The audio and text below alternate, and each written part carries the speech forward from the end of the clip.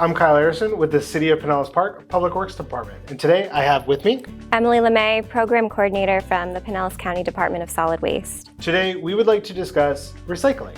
So Emily, what is recycling? According to the EPA, recycling is the process of collecting and processing materials that would otherwise be thrown away as trash and turning them into new products.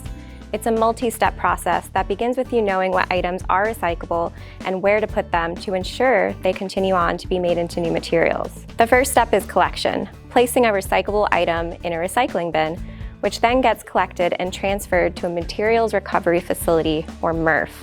Second, at the MRF, recyclables are sorted based on material type, size, shape, weight, and other physical properties. The sorted materials are then baled, and in step 3, manufacturers purchase these bales to create new products from.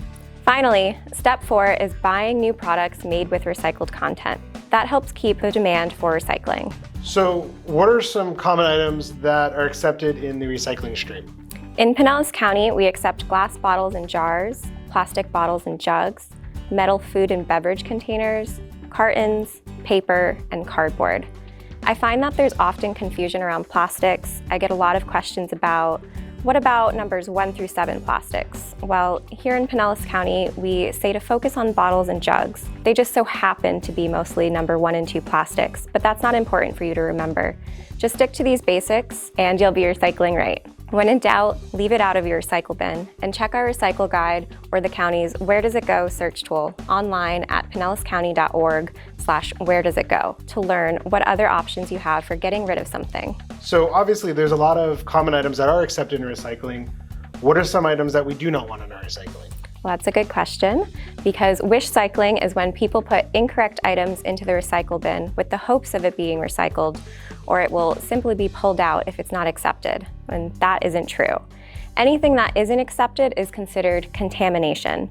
Unfortunately, good intentions can cause a lot of harm. For example, plastic bags should never be placed in a recycle bin because they wrap around the heavy machinery at the MRF, causing it to shut down multiple times a day. Not only does that waste precious time that could have been used to sort recyclables, it's dangerous for the MRF employees because they have to manually cut out the bags and other tanglers like cords, hoses, clothing, and more out of the machines.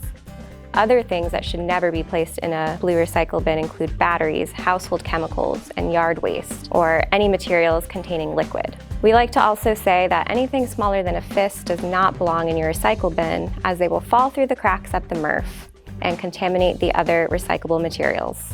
Again, the county's Where Does It Go search tool will help you determine the local best option for getting rid of anything. So recently, Pinellas County did a recycling study. Can you talk about what the study found for a county as a whole and Pinellas Park? We conducted a recyclable materials composition study in October of 2020, and we found that the county overall had a contamination rate of 19%. Pinellas Park, as you can see on the screen, had a contamination rate of about 17%, with the top contaminant being bagged recyclables, or bags in general. So in addition to recycling, what are some other ways that residents can embrace a zero waste lifestyle? While recycling is great for its environmental and economic benefits, the best strategy for managing our waste is to not create it in the first place. We want to focus on ways to reduce waste that we generate or reuse what we already have.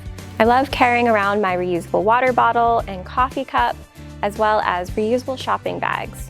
You can also check out the Reduce Your Use Tampa Bay website at reduceyoursetampabay.org to learn about more sustainable alternatives and take the pledge to reduce your waste.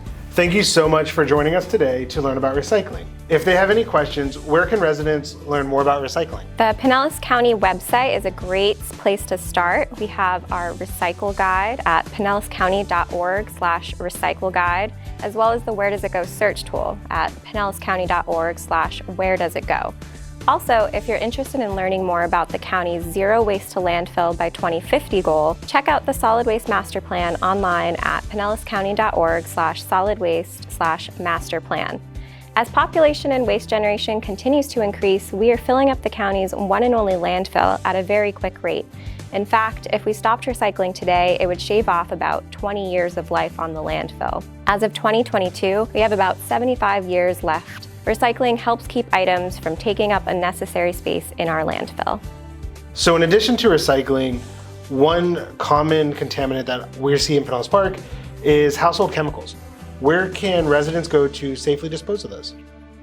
Residents can go to the Pinellas County Household Electronics and Chemical Collection Center, or HEC3 for short, located at the Solid Waste Disposal Complex in St. Petersburg. Residents can drop off their used chemicals such as bleach or any household cleaners, used motor oil, and anything with a screen like TVs, cell phones, etc. that they're looking to get rid of. We also have a swap shop at HEC3 where you can pick up gently used chemicals for free. Thank you so much for spending time with us today to discuss recycling. Thanks for having me. Happy recycling!